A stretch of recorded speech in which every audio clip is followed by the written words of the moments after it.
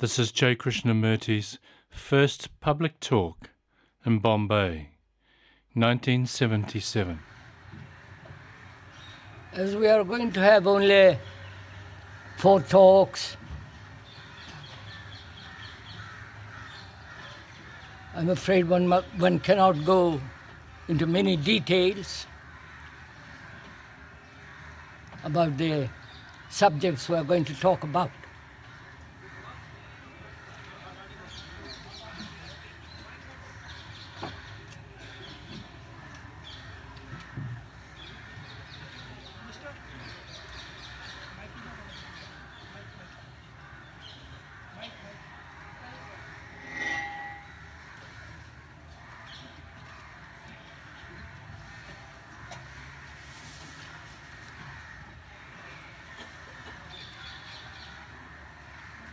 Is that all right now?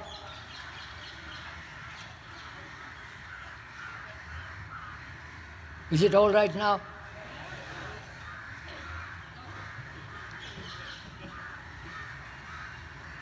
All right, sir.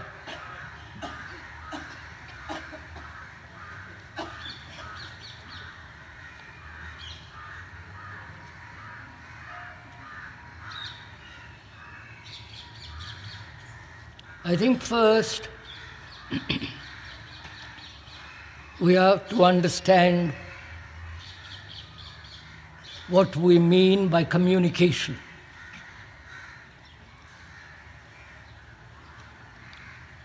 The word means to share, to partake, and also it means to think over together. So these talks are intended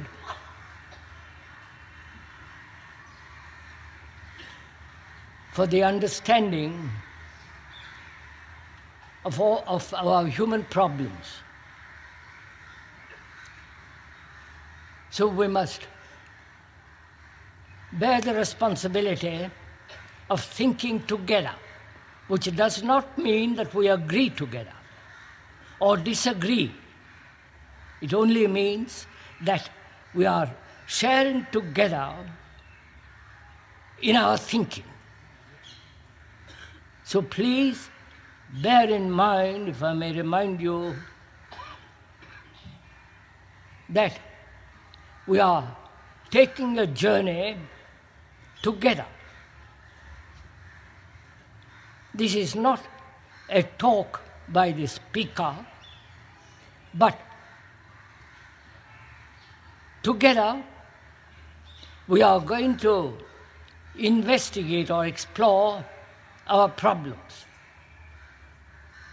our human daily problems. And so, please, you are thinking as well as the speaker, sharing in our thinking together. And I hope this is very clear.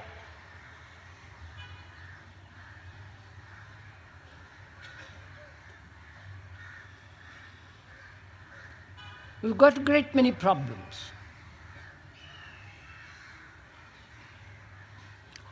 And apparently, we have not been able to solve them.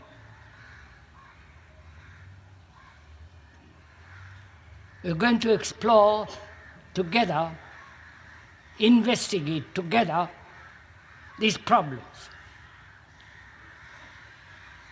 First of all,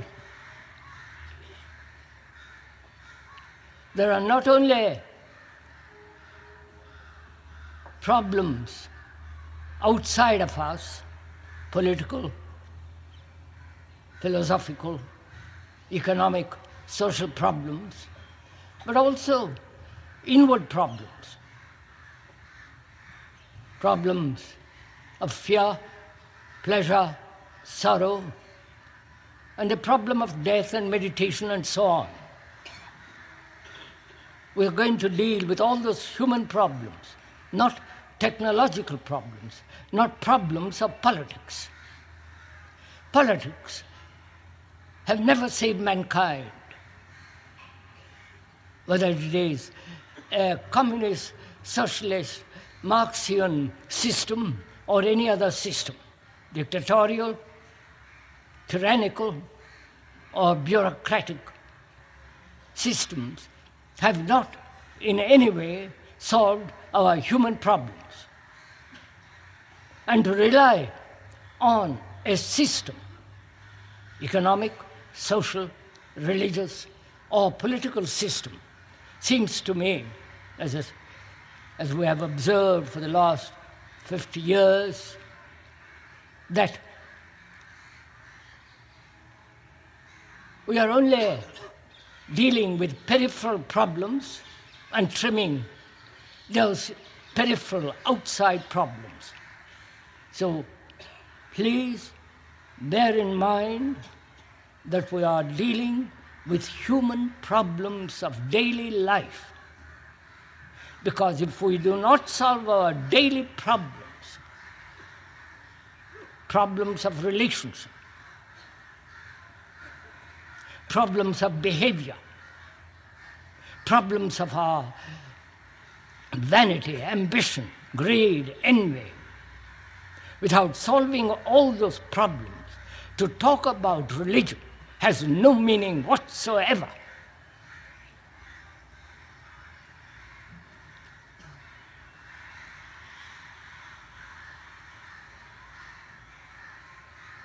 One has observed, if you have gone throughout the world, except behind the Iron Curtain,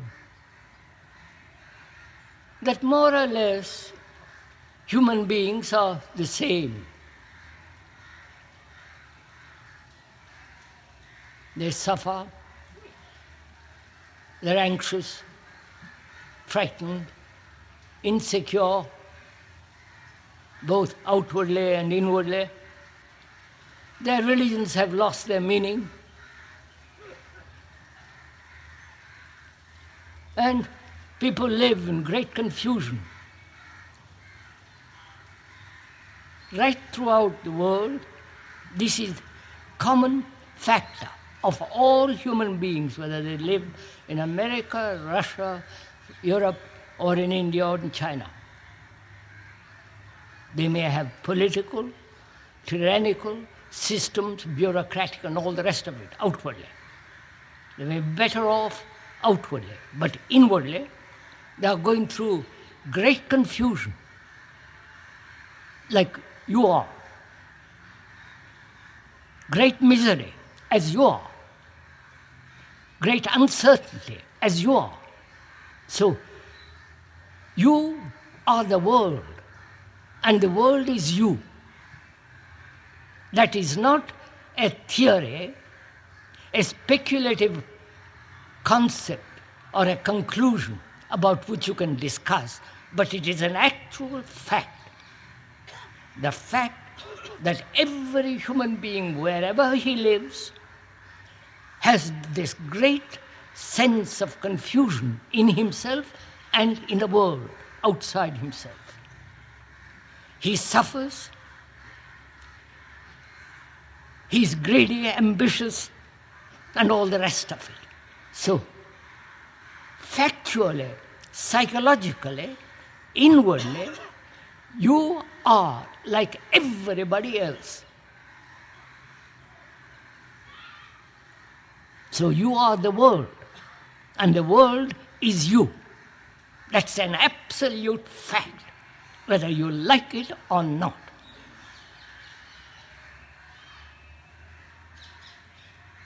We are thinking over together. You are not agreeing with me or disagreeing. We are examining the human mind and the human heart. Wherever it exists, there is corruption, there is decay, morally.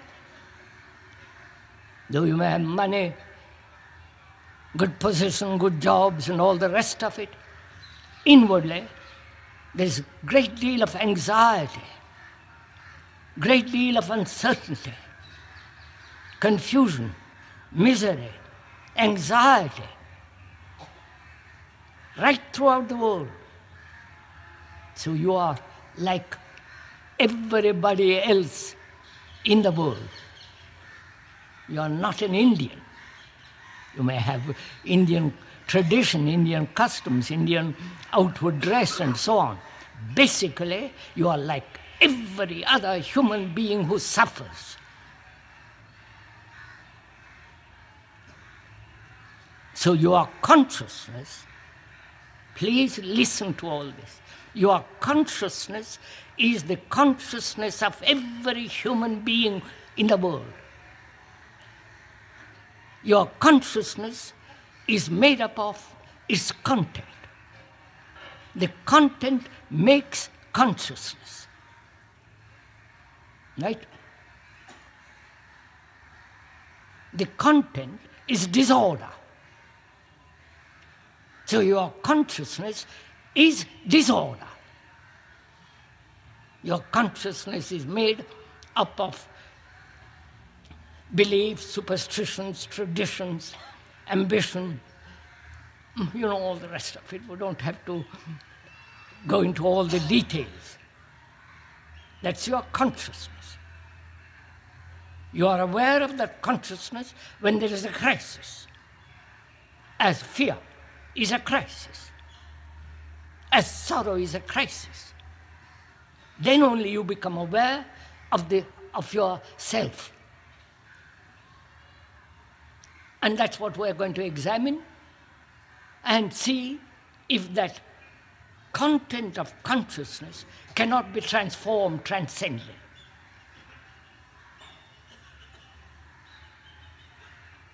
You understand the question? We are concerned with the transformation of the human mind, if it is at all possible. Because if there is no change or radical transformation, a fundamental psychological revolution, man will go on suffering, will live in anxiety, suffer, and all the rest of it, which is the common factor of every human being.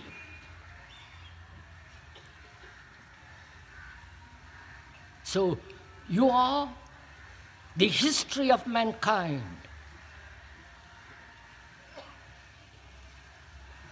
And if you know how to read that history, that is yourself, then you understand humanity. So we are concerned with the transformation of the content of consciousness. The content makes consciousness. Without the content, there is no consciousness. And that is what we are going to investigate and try to find out if it is at all possible to bring about this radical psychological revolution. There is no other revolution. But that is a fundamental revolution. The physical revolution, the social revolution, the bureaucratic or tyrannical revolution does not change man. Man has lived probably millennia upon millennia, and he still goes on suffering, anxious, fearful, misery, confusion. So that is what we are going to be concerned with, whether it is possible to transform the human psyche.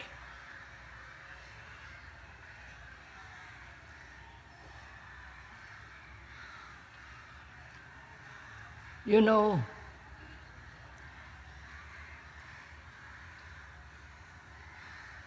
we live in a very small corner of a vast field.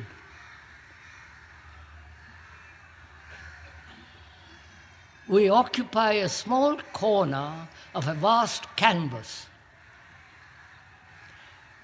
And that small corner is our life, is your life, the small corner. And there is this vast canvas, vast area, which can only be understood, which is, this vast area is order. And one cannot understand this cosmos, which means in Greek, order, unless there is order in our daily life.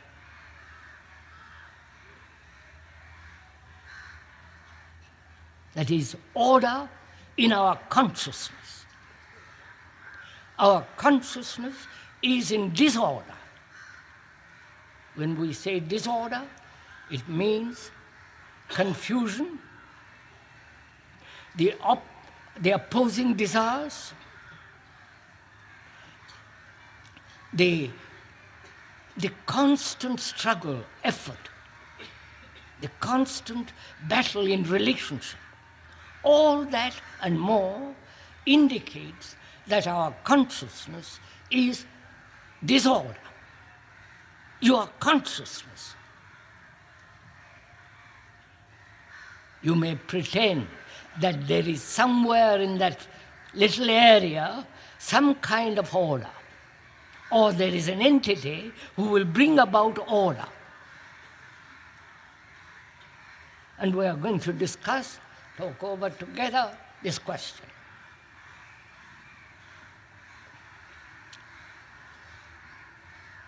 You know,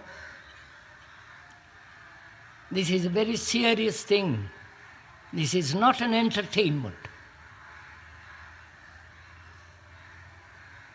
This is not an intellectual amusement. You have to work together.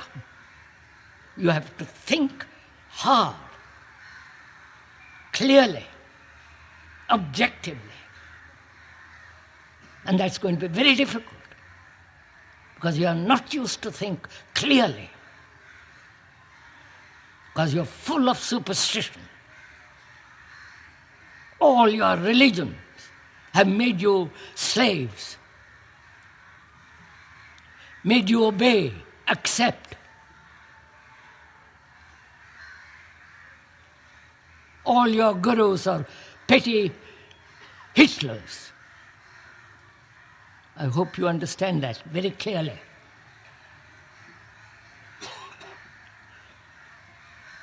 So, we are together going to examine our consciousness, the structure and the nature of yourself. And to investigate, there must be freedom. You understand? If we want to investigate any field biologically, archaeologically, or scientifically, you must come to it with a freedom. Otherwise, when you examine, there'll be always be distortion. Right? So can you put aside all your conclusions, all your beliefs, all your superstitions, the knowledge that you have acquired from the Gita, the Upanishads, and all that, throw it all out and begin as human beings, free to examine. You understand what that means? No, I don't think you do. You'll shake your head. No, but it means investigating into something very, very serious, because it will affect your daily life. And merely to talk about Brahman and heaven and all that stuff is utterly meaningless and rather stupid.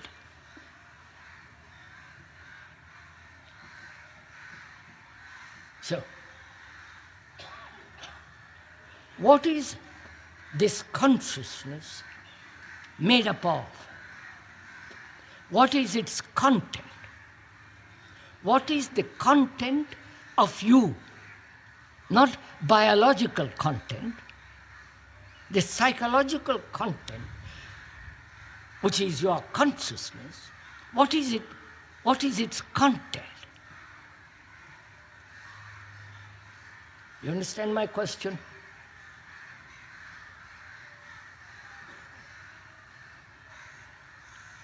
Without looking into that content, because that is the area of our life, that is the area from which we act, that's the area from which we think, and so on. Unless you understand that area completely, you will never find out for yourself what is right action.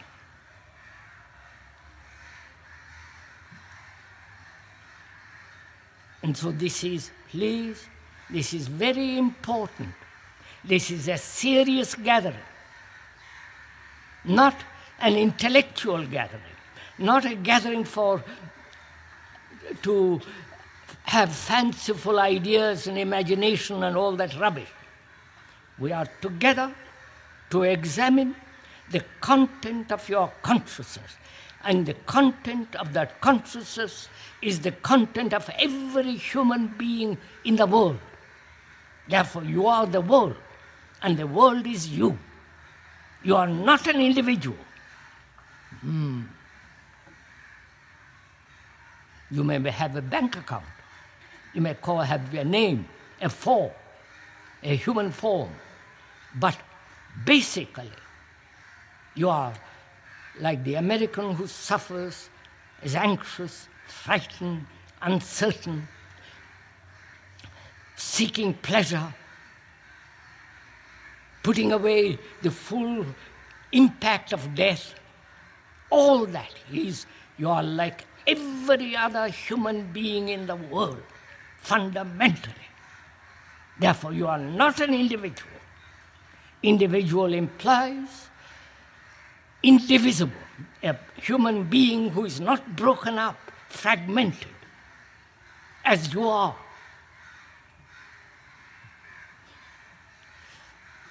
Right?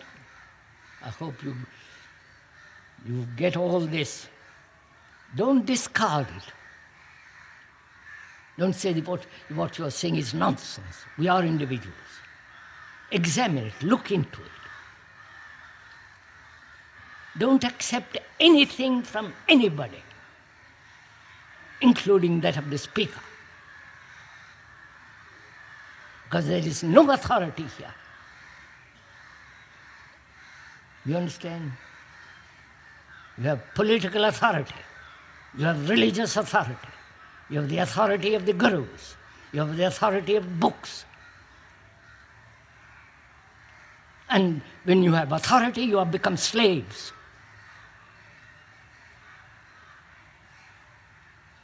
Which you are. You understand? You are afraid to be free. So, we are going together, examine the content of your consciousness, which is the content of mankind.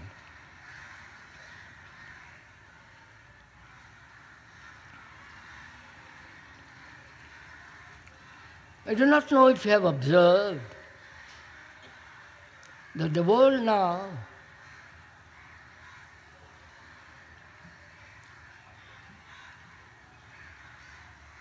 has two principal activities going on in the world outside. Marxism, with all the varieties of Marxism, and on the other, analysis. Analysis on one side and Marxism on the other.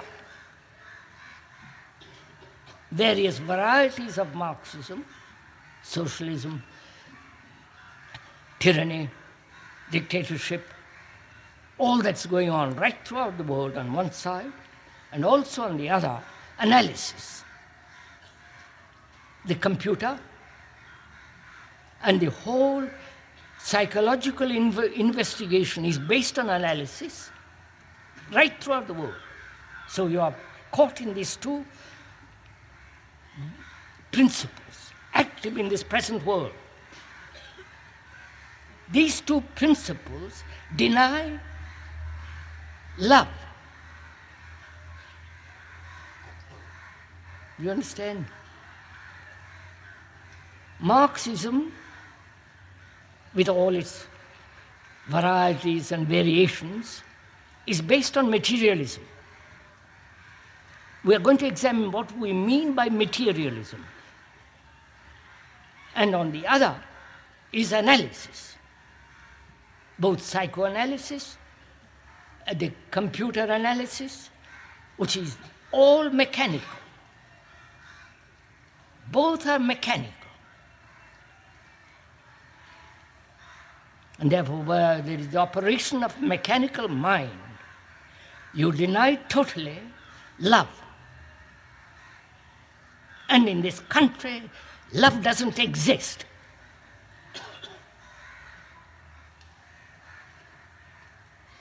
Love means beauty,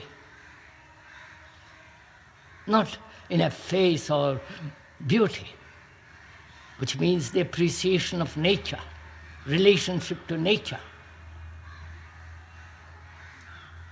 And love also means compassion.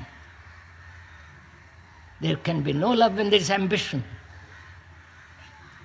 There can be no love when there is competition, when there is authority. So in this country, when the speaker is saying in this country, don't compare it and ask, does love exist in Europe or in America? We are talking about this country, we're talking about you.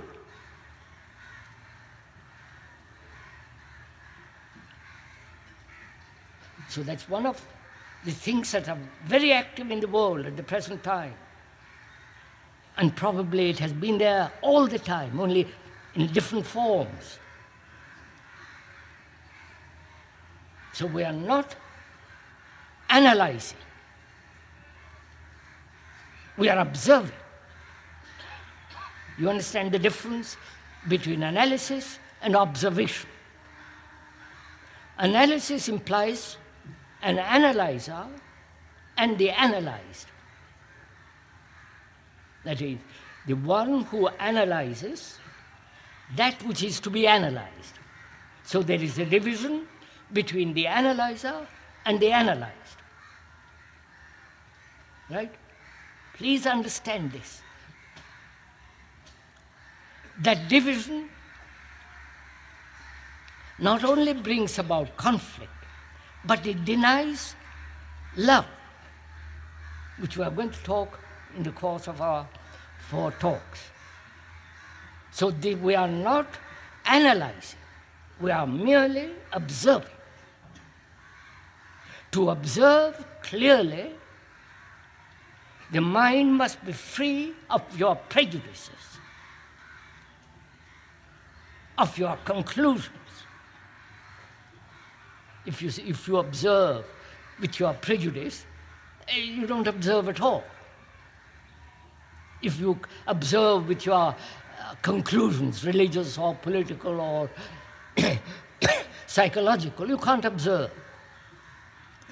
So, observation implies freedom to look.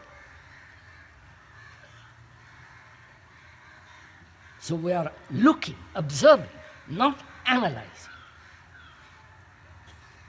And this is very important to understand right from the beginning.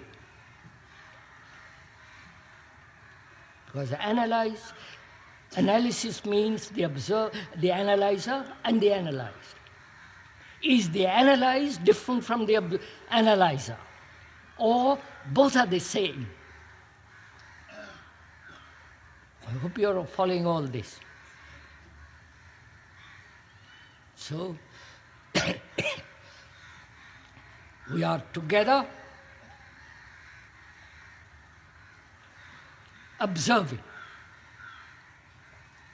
not analyzing.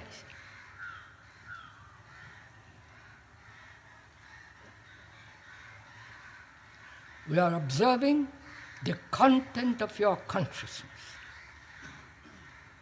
Unless there is radical transformation in that consciousness, mere political activity, new scientific discoveries, new systems will not solve any of our problems.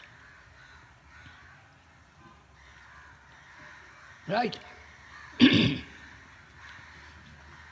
So, what is, when you observe your consciousness, what are its content? What is the first thing you observe? You understand? What is the first thing that you observe in your consciousness?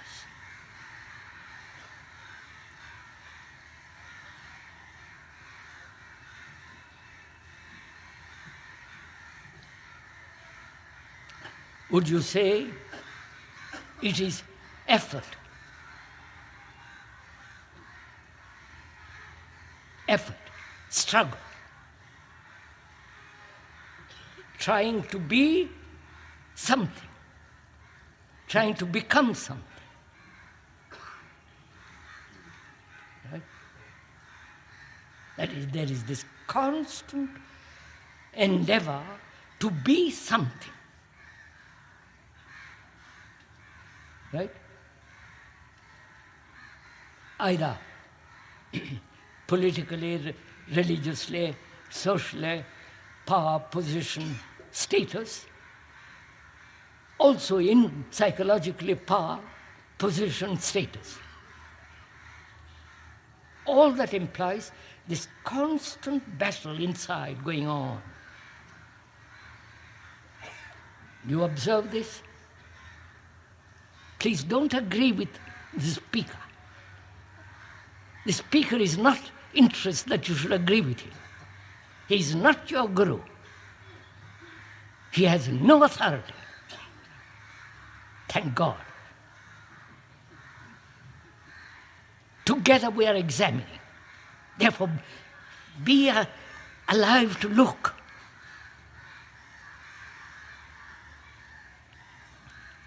That is, this struggle to become something implies never accepting what is. You understand? It's always struggling to be something other than what is. That is, if you are greedy, you're all the time working to be non-greedy, if you're at all conscious. Or if you are violent, you're always working to become non-violent, which means that you are escaping from what is, from which is actual. What you try to become is not actual. It is theoretical, ideational. So, that's one of the symptoms of human mind, struggling to become, to do, or avoid. I hope you get all this.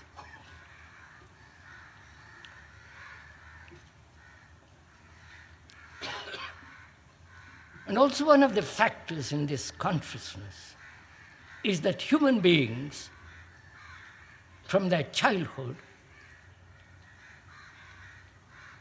till they almost die, they live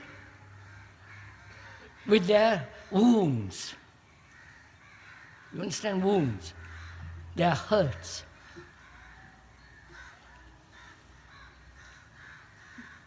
Aren't you hurt? Aren't you wounded in your being?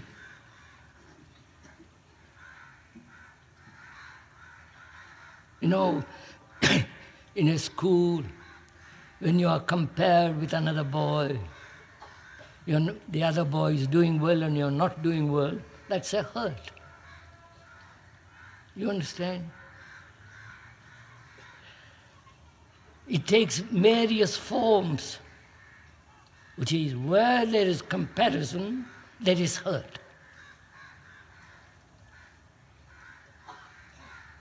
Where there is imitation, there is hurt. Where there is conformity, there is hurt. So, in your consciousness, one of the factors is that human beings are hurt. The consequences of that hurt we are observing. We are not analyzing. The consequences of that hurt is violence, because you are hurt, therefore you won't hurt another. Other is withdrawal, isolation, resistance, not to be hurt anymore. Haven't you noticed all this?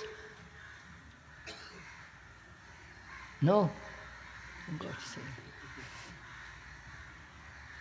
So that's one of the factors. And as long as human beings are hurt, their action will always be violent. Right? So is it possible to wipe away the hurts that one has had and not have future hurts? You understand my question? Please pay attention to this, because nobody is going to tell you all these things.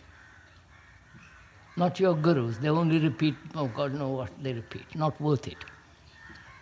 Nobody will tell you these things. So please, I beg of you, with affection, please listen to all this. Give your heart to listen. You know, there is an art to listening. How you listen matters enormously.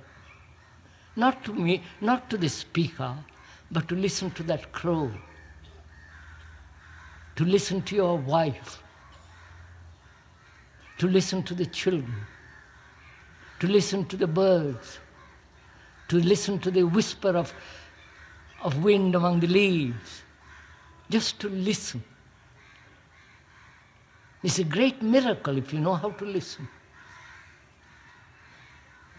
So please listen.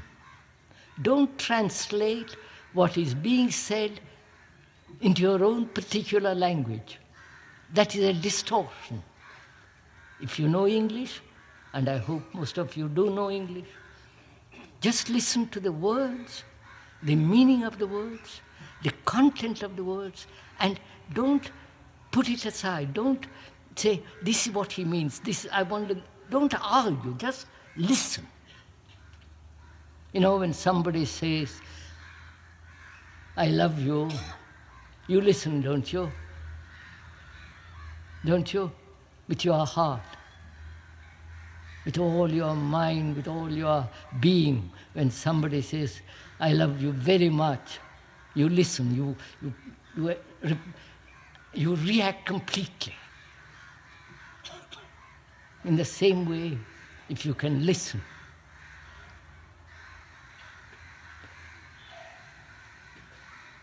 So it's very important to understand this question of wounds, psychological wounds, the hurts that human beings have received and are going to receive and probably will always receive unless we know how to deal with hurts and to find out if it is at all possible never to be hurt again, which means to have a brain, please listen, a brain that has never been hurt. And therefore it can think clearly. When a mind is hurt, it is always its thinking is distortion. So we're saying one of the factors of this consciousness is not only the constant battle, but also this factor that we live with our wounds, whose result is violence, isolation, fear, and so on. So it's important to find out if it is possible never to be hurt. You know what that means? What a marvelous state it is, never to be hurt. We are going to go into that now.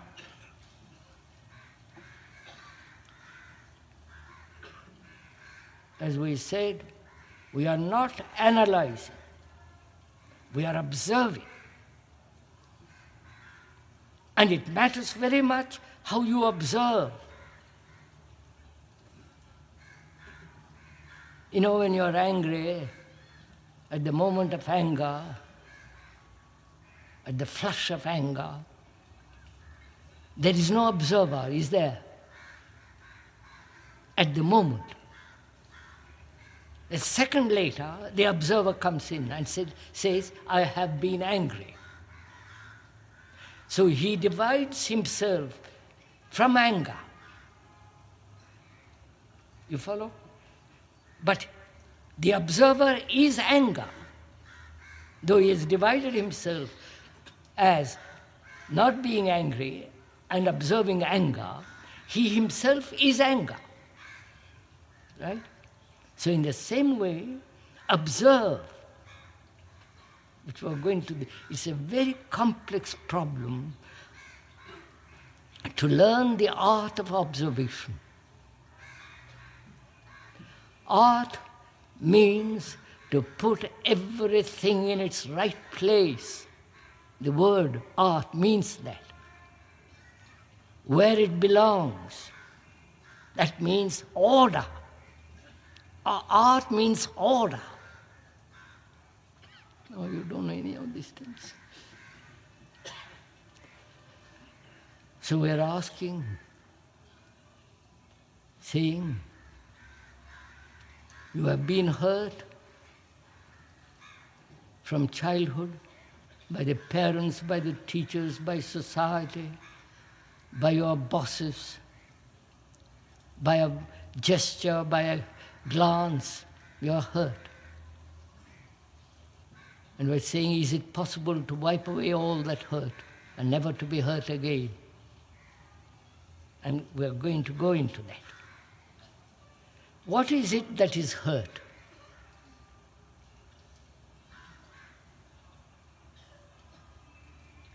What is it inside you when you say, I'm hurt?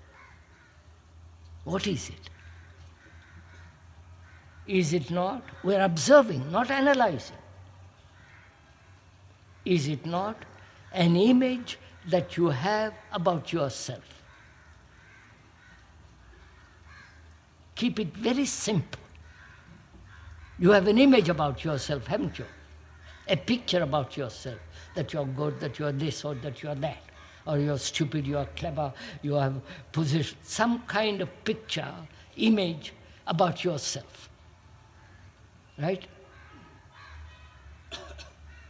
And that image gets hurt. Right? Suppose I have an image about myself, thinking that I'm an awfully clever man. You come along, tell me, don't be stupid. That image I have about myself gets hurt. It's so simple. Now, never to be hurt means not to have a single image about yourself. You understand? Not intellectually, that's not understanding. That's merely a verbal communication to which you respond, yes, I understand verbally. But we are not talking verbally. We are talking verbally, but we are implying to something much deeper than words. Again, the word is not the thing, right? The word tree is not the actual tree. So, when we talk about the image, the word image is not the actual image that you have, right? So don't be carried away by the word, but look at the image you have about yourself. So as long as you have an image, you are bound to be hurt. The image is that you are an Indian. That's one of the most stupid images.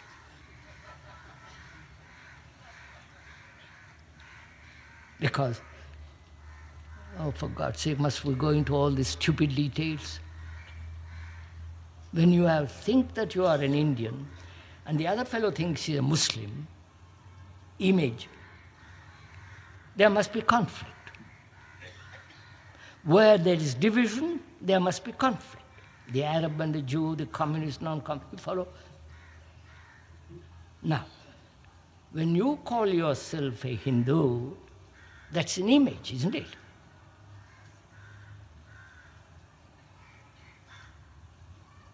And that image plays immense importance in your life, for which you are willing to die, for which you are willing to kill, right? Yes, sir, you all agree, but you'll go and kill you people. So, is it possible to live, please listen, is it possible to live without an image? Which means no conclusion.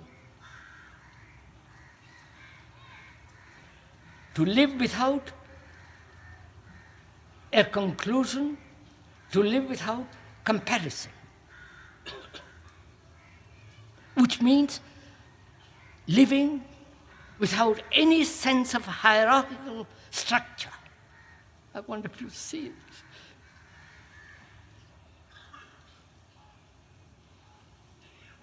So look, in this world, unfortunately, the world lives in hierarchical authority, right? And have you observed yourself how you behave in front of authority? Political, religious, whatever authority, how you behave? How you crawl almost on your knees? Right? So authority is one of the factors in your consciousness which has made you slaves. For God's sake, realize it. You so easily accept everything. We're not inciting you to revolution. We are only asking you to observe. When you observe clearly, there is an explosion. Because that observation is a challenge, is a crisis.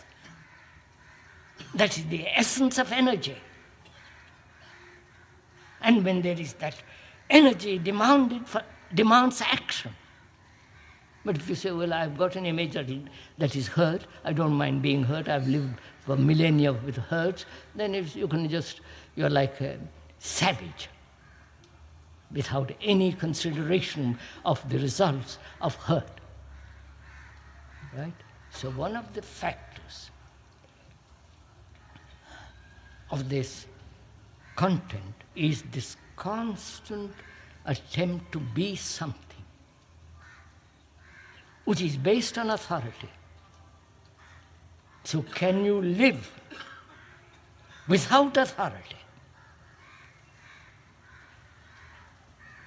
The authority of an ideal, the authority of governments, the authority of a guru, the authority of tradition, the authority of a belief, and above all, the authority of your own experience.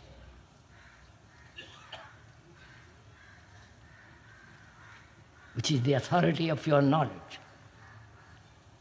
Which means knowledge is the continuation of the past. Because, you understand, sir? There are certain professors and scientists and experts in the world, in the Western world, are saying the ascent of man is based on knowledge. He must have knowledge, otherwise he cannot ascend. You understand? That is, what is knowledge? Knowledge is always the result of experience, collective, personal. It is the accumulation of all human endeavor in experience, which is knowledge, which is the past. There is no knowledge of the future. There is knowledge which is always the past. So, where there is knowledge, there is authority. Please follow the complications of this.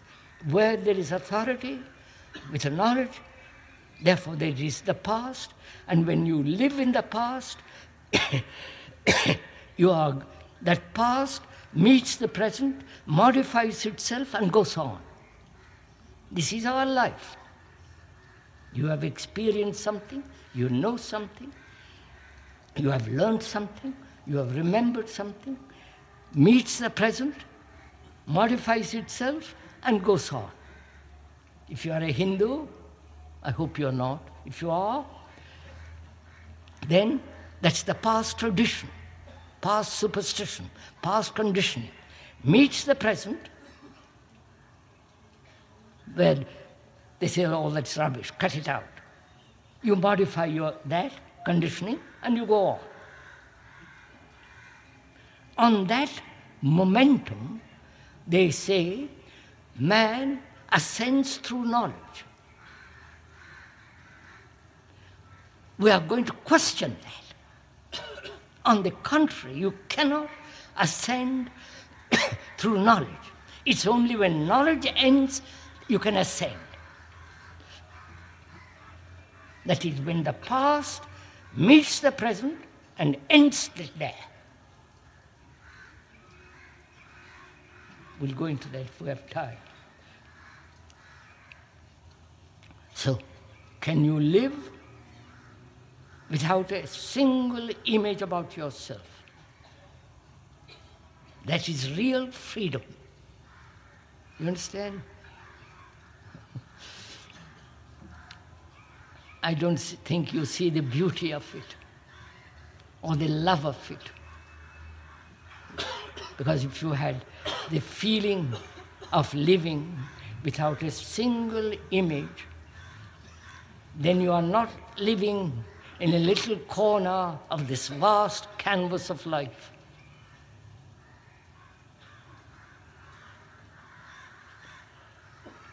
Now, one of the factors in this is disorder. Have you noticed how disorderly your life is? How contradictory. Say one thing, do another. If you believe in God, and be corrupt, cheat, do everything to have more money, more power, more position. You follow? The contradiction, which is disorder. The contradiction in your life as in your relationship. Go to the office or factory, whatever you go, your business, where you earn, there you are ruthless. Right?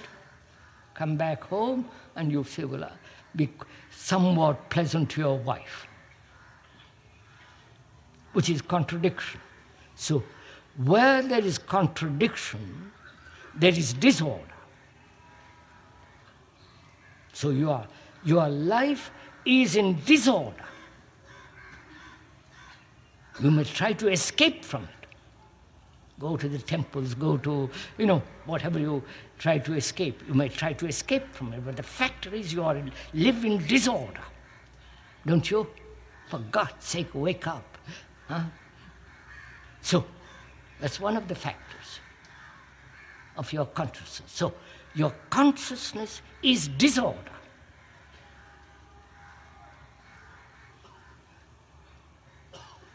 Right? And meditation is absolute order. Don't please shake your head. Keep your head quiet, sir.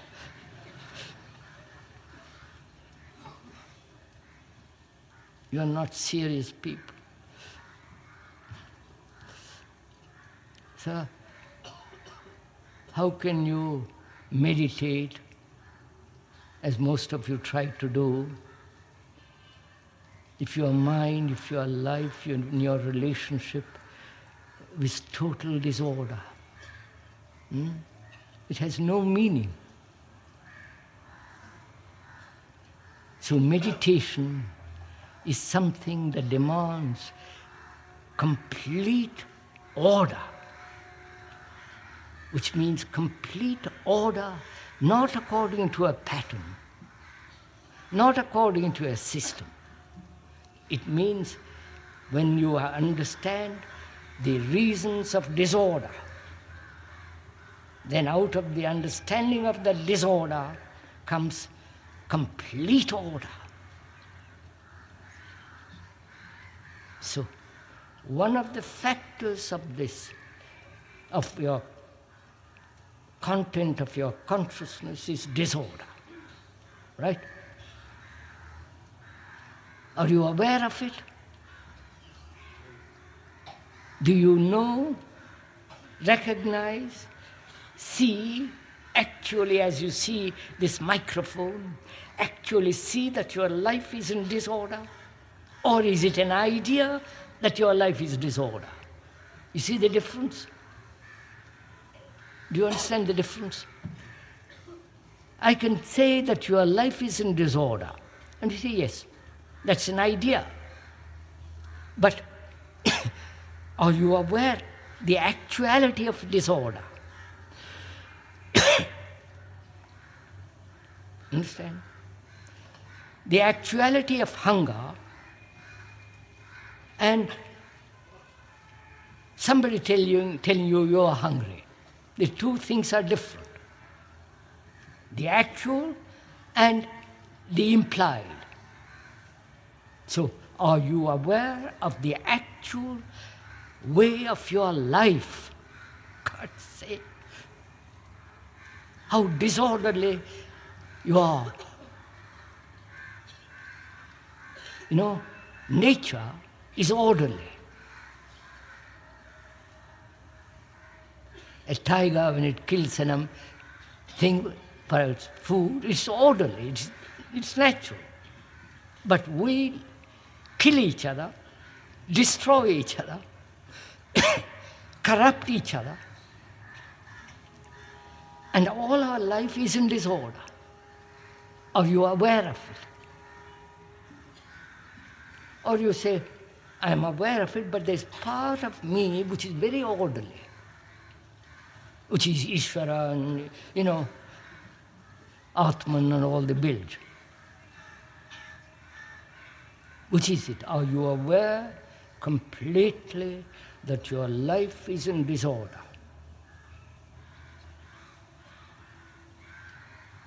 Do you realize, if you are aware, what a shock it is? You understand? You understand? It is a tremendous shock to realize that your life is in disorder. If there is disorder, how can there be love?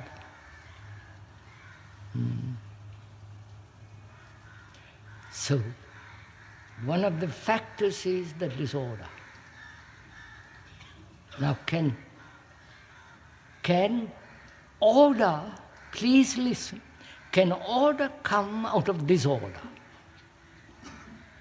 Or with the ending of disorder, there is order. See the difference? That is, we want to create, bring about order out of disorder, which will then still be disorder. You understand? Are we communicating with each other? That is, are we sharing this thing together? Are we thinking over this thing together? Or am I speaking to myself and you are just listening?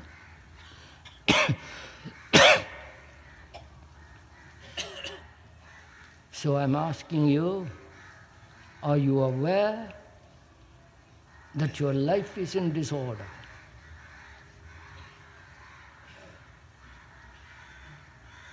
Or because someone tells you that your life is in disorder, say, yes, my life is in disorder.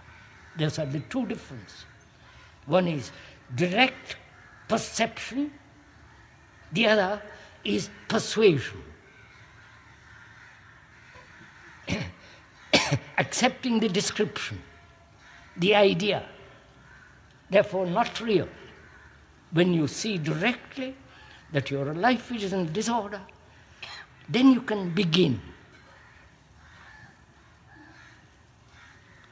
So what is the factor, what are the root causes of disorder? You understand my question?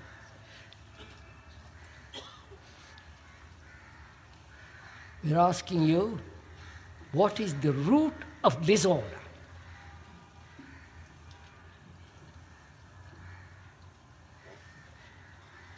May I go into it? Or are you tired? You've had a long day, haven't you?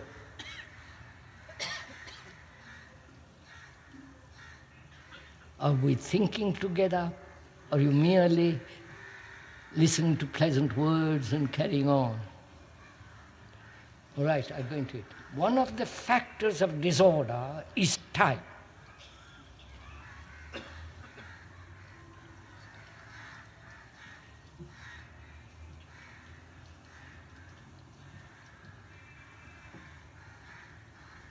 Time being movement.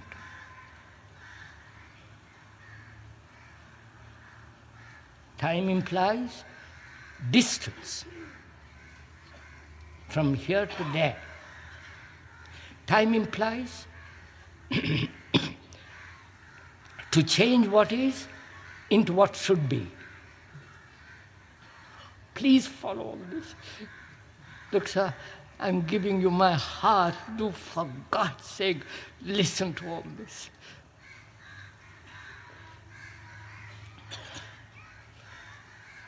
Time implies distance. Time implies movement. Time implies to change what is into what should be. And other factors of time is the essence of disorder. Look at it, observe it. That is, you want to change what is into what should be. If you are violent, to change that into non-violent, that requires time. That's your idea of time. Give me few years or few weeks. During that interval, I will control my violence and arrive at non-violence. That has been the tricks that you have been playing for the last umpteen years in this country. To change what is into what should be requires time. I said that's one of the factors of disorder, time. Can you, by moving away from what is which is a wastage of energy, because you don't know how to deal with what is. If you knew what to do with what is, you wouldn't go away, time would not be necessary. You following all this? If I know how to deal with violence, the ideal of non-violence has no meaning. Because I do not know how to deal with violence, I invent non-violence as an idea, and therefore I say I must have time.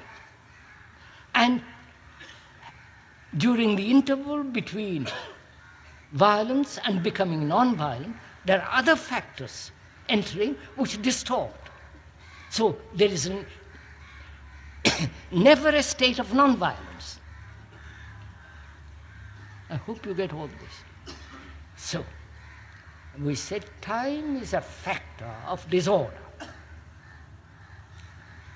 If you know how to deal with disorder, which is what is, time is not necessary. I wonder if you see this.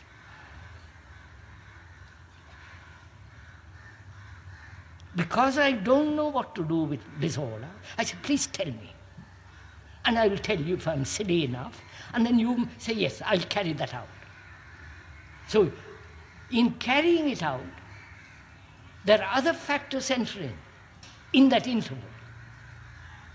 So you never end violence, right? So, we are asking, there is disorder in your life, of which you are aware, not told, which you are aware actually. And in that awareness, there is no choice. You are actually aware without choice. What is disorder? And your condition is say, change it to something. You understand? Change the disorder into order, which requires time. But the speaker says that time is a movement of disorder. Time is a movement of disorder. So, can you end disorder? Not sometime in the future, immediately. You understand the question? Please understand this question. Really, it's a very important question to go into, which is, we are conditioned to accept time as a means of changing, psychological changing. That's our conditioning. We say, well, next life, or this life, give me a period of time, I will change. And the speaker says that very movement of time is the continuance of disorder. Do you see that? I am discovering something myself. That is the continuance of what is disorder, which is time. So can you look at what is without the idea of time, which is not to change what is? I wonder.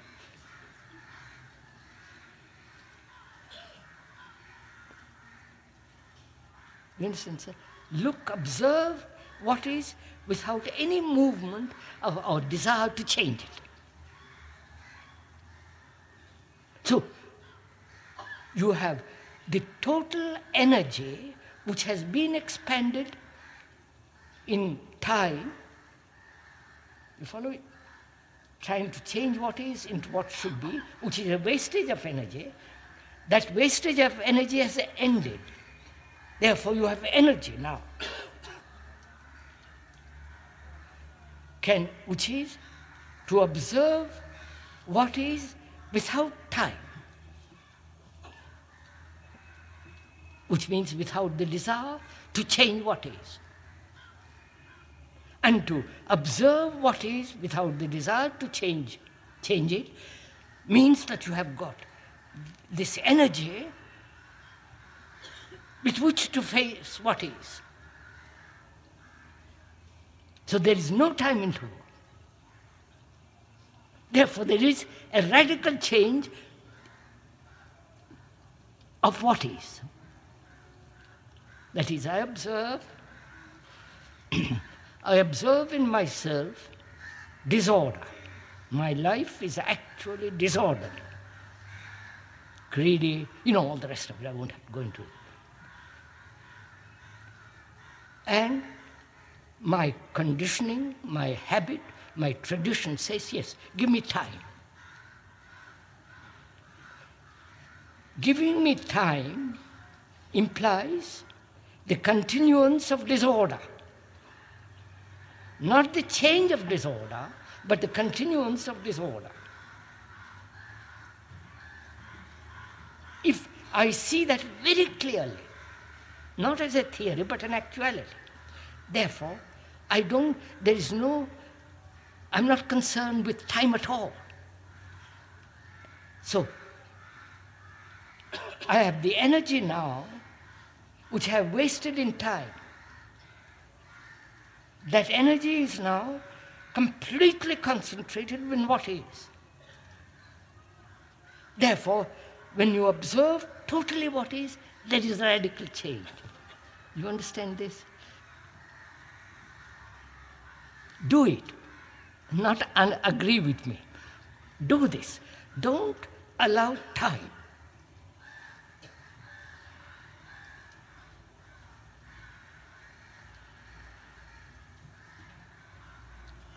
So, you have learned something. Learned that time is a destructive factor. Time is necessary to learn a language. Time is necessary to learn a technique. Time is necessary to acquire various forms of technology. But psychologically, time is the very devil. Because that it's a movement of the continuity of what is. I want to see all this. Therefore, a man who is free of time in this sense is facing actually what is. And therefore, when you are completely concerned with what is, the whole energy is concentrated and there is a change in that what is. Have you understood the simple?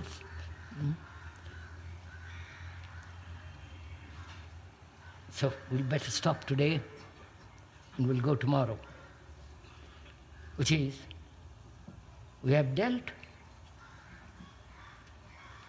with consciousness.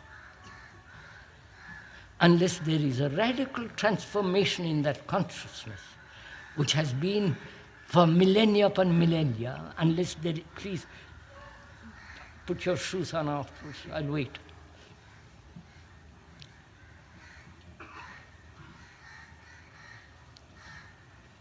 Unless there is a radical transformation in your consciousness, man is going to suffer endlessly. That is, you are going to suffer endlessly. Your children, you follow? The whole momentum is that. So it's very important if you are serious, if there is some kind of care, some kind of affection, love, it's very important to understand this.